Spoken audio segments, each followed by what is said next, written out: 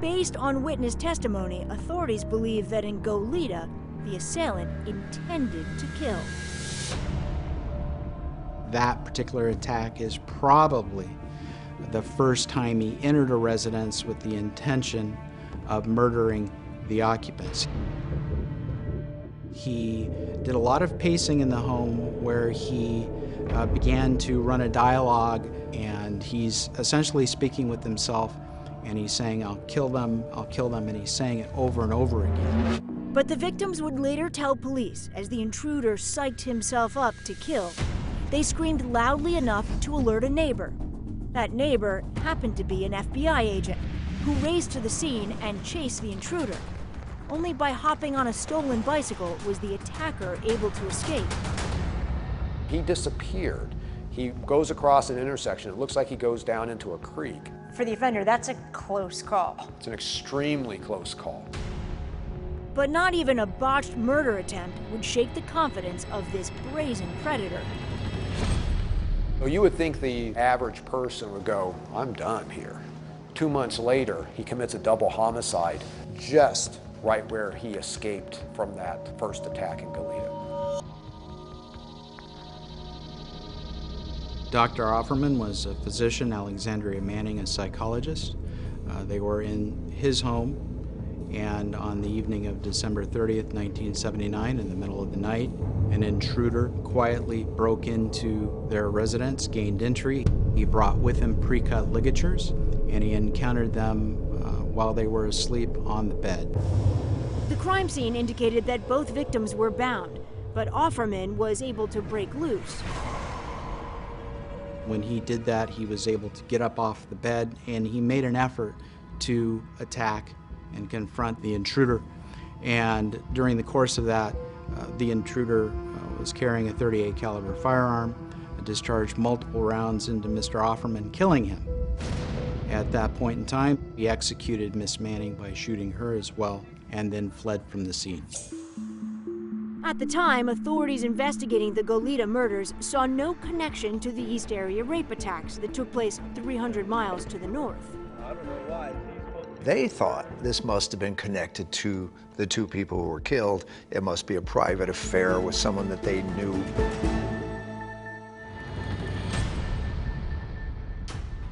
Three months later, in March of 1980, the killer struck again, this time moving further south to the Ventura home of Lyman and Charlene Smith. The Smiths lived in a nice area in Ventura, a single-story home. Entry was made in the middle of the night. The offender brought with him a log that was picked up from a wood pile outside their home, brought that into their bedroom. They were both bludgeoned to death with fire log. When you start looking at the bludgeoning aspect, he is getting feedback, and so it is more personal. That's what he wanted to feel. That's what he needs to have to walk away from that case to feel satisfied. And it's more brutal, isn't it? It absolutely is much more brutal. 5 months after the Smiths murder, another double homicide with the same MO. This one in Dana Point, 130 miles down the coast from Ventura. As investigators struggled to crack 6 unsolved killings in Southern California, Joe DeAngelo was now living with his wife in Citrus Heights, having moved 19 miles from Auburn. But detectives believe the disgraced ex-cop was not always there, that he had found work far from his Northern California home. Although he owned a home in Citrus Heights, Mr. DeAngelo worked for a period of time in Southern California. What DeAngelo was doing for employment at that time is still under investigation. Authorities theorize his job may have put him close to the growing number of unsolved murders in Southern California, where in February of 1981, there was another gruesome slaying, this time in Irvine.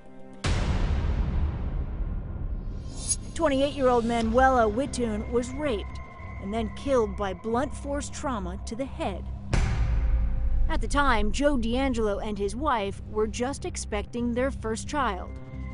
You look at that going, he's now being confronted with the fact that he's going to have children. Is that a stressor in his life? That's a possibility. In July 1981, less than 2 months before the birth of DeAngelo's first child, another couple murdered. Back in Goleta, the woman sexually assaulted and both bludgeoned to death. At what point do they start to think they've got a serial killer on their hands? There was a lot of debate between those original investigators as to whether any of these cases were related. Some were arguing, couples that were bludgeoned to death, that seems like that's unusual, could be the same guy. Some investigators didn't think so.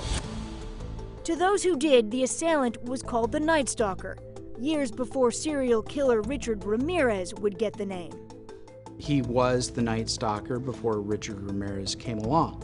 So therefore, he was the original Night Stalker, and I think that name suits him well. But detectives looking for clues to the original Night Stalker's identity were sorely disappointed. He took precautions to avoid leaving evidence for law enforcement to test. Much like the East Area rapes, in July of 1981, the original Night Stalker attacks also came to an abrupt end. After the double homicide in Goleta, he dropped off the radar completely, leaving police at a loss and a killer on the loose.